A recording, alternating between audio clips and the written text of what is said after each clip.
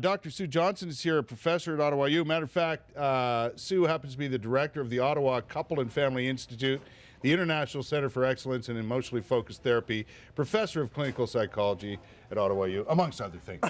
And you study love. Yes, I do.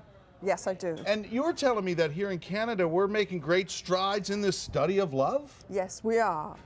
I think for the last 10, 15 years, basically, we understand what happens when people have this incredible emotional bond that we call love. Mm-hmm. We understand what goes wrong. And for the last 10 years in my lab, we've been systematically helping people fix it and put it right. Is that right? Yeah. So not only do you look at it and examine it, but you really get involved. We look at it in an fMRI machine in people's brains. We listen to people's stories. We help them interact in ways in our lab that changes the way they feel about each other. Love isn't a mystery anymore. We're really... You don't think? No. You're figuring it out? Yes. Oh, Isn't man. It's about time. Don't you think it's about time? I know. It's kind of important, you know. It is. And you're going to pass along this information to others. Yes. Right. I'm giving a talk on Friday night as a part of a series at St. Paul's. It starts at 7 o'clock. And I'm going to talk about our studies, and I'm also going to talk about what this new science tells people about how to have good love relationships. Really? Yeah. What do we need to know? Give me some basics, Sue. Well, what we need to know is that we have this huge impact on each other, that really we scare each other half to death. We need each other so much. And that if you can help a couple understand that just something like me talking to you about something that matters to me and you turning your head away and saying, well, we'll just talk about that later, actually is like a punch to my brain, because I'm plugged into you and you responding to me. Even though you might not realize it at the time? I might not realize it, but I will feel it somewhere. Yeah. And then if I can't, the key thing in relationships is if I can turn to you and say, hey, where'd you go?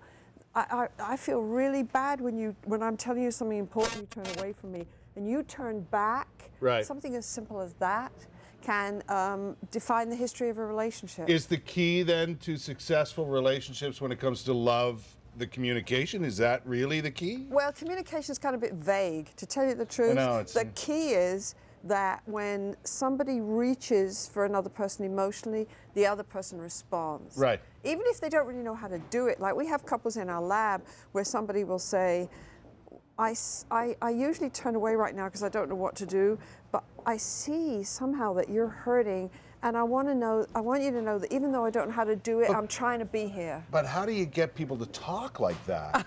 Right? Because they don't. You get people to talk like that by helping them understand what's going on in this incredible dance called a love relationship. Right. So let me ask you this. Have you looked at troubled relationships as well as healthy ones? Oh, yeah. That's what we do. We help people repair their relationships. Yeah, because it's one thing to look at a troubled relationship and kind of diagnose that and maybe help out as much as you can. But then you would get a lot of information, seems to me, from healthy relationships and ones that work. And you're absolutely right. And that's really important. You know, really, lots of us, when we fall in love, we don't have an image. Well, like, what does a good love relationship look like anyway? So how the hell are we going to get there if we don't even have this image? You know, I'm a researcher, and my parents, certainly, they had a terrible relationship.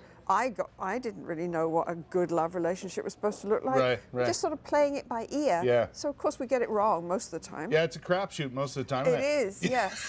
But not anymore. No. Because we're really starting to understand it, and it's important. I like the idea of somebody being able to understand it and then sharing that information. You bet. Hey, we base our families on it now. First time in human history, the human family is based on how much affection two people have for each other. Yeah. If that's going to be true, we better understand it. It's a bit of a switch, isn't it? It is a bit, yeah. You'll be where, at St. Paul's on Friday evening at 7 o'clock. Well, when else would you have a talk about romantic love and relationships except on a Friday night?